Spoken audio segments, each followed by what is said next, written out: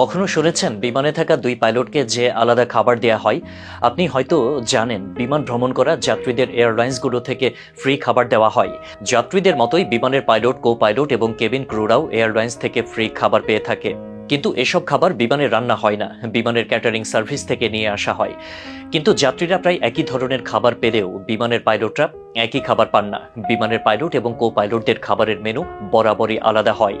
কিন্তু কথা হচ্ছে, কেন দুইজন পাইলটকে একই রকম খাবার পরিবেশন করা হয় না? না, এটি কোনো বৈষম্যের শিকার নয়। মূলত এর পেছনে রয়েছে এক গল্প, যে গল্পের কারণে বর্তমানে পাইলটরা আলাদা খাবার পাচ্ছে। চলুন তাহলে জেনে নেওয়া যাক কেন বিমানে অবস্থানরত দুজন পাইলটকে দুই ধরনের খাবার দেওয়া হয়। 1982 সালের ঘটনা। একটি বিমান পাড়ি দিচ্ছে বোস্টন থেকে লিসবনের উদ্দেশ্যে।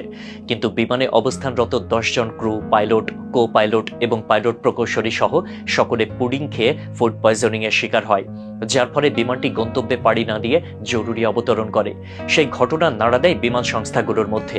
তারপরে তারা উদ্যোগ নেয় পাইলটের জন্য খাবারের তালিকা আলাদা হবে, আর এই খাবারের তালিকায় এমন কোনো খাবার থাকবে না যেগুলো শরীরের জন্য ক্ষতিকর হতে পারে। পাইলট এবং কো পাইলটদের খাবারের তালিকা আলাদা হওয়ার কারণে যদি কেউ একজন অসুস্থ হয়, তাহলে অন্যজন দায়িত্ব পালন করে যেতে পারে। আকাশপথ পাড়ি দিতে সব ধরনের নিরাপত্তা ব্যবস্থা নিশ্চিত করে বিমান সংস্থাগুলো। তাই খাবার নিয়েও তাদের সতর্কতার কোনো প্রকার কমতি নেই।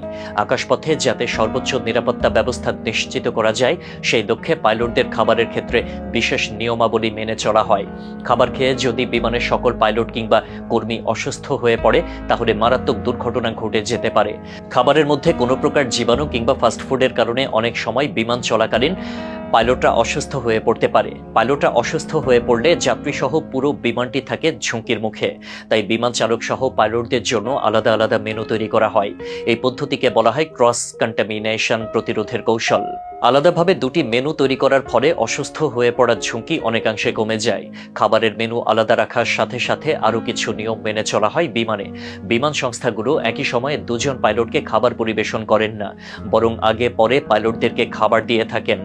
যার ফলে যদি কোনো খাবারের সমস্যা থাকে, তাহলে প্রথম জন খেয়ে অসুস্থ হয়ে পড়ার পর দ্বিতীয় জন সতর্কতা অবলম্বন করতে পারেন, যার ফলে সহজে বিপদ এড়ানো যায়।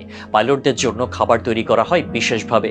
বিমানবন্দরের প্রিমিয়াম রেস্টুরেন্ট বা ক্যাটারিং কোম্পানিগুলো এই খাবার প্রস্তুত করে থাকে, যাতে করে খাবারের মান নিশ্চিত থাকে এবং খাবারে কোনো প্রকার সমস্যা দেখা দেওয়ার সম্ভাবনা কম থাকে। তবে বিমান চলাকালীন সময়ে খাবারের কারণে পাইলটদের অসুস্থ হওয়ার ঘটনা খুবই কম ঘটে। তারপরও যেহেতু বিমান আকাশপথ পাড়ি দিয়ে এক দেশ থেকে অন্য দেশে যায়, সেহেতু বিমান সংস্থাগুলো ঝুঁকি এড়াতে সর্বোচ্চ সতর্কতা অবলম্বন করে।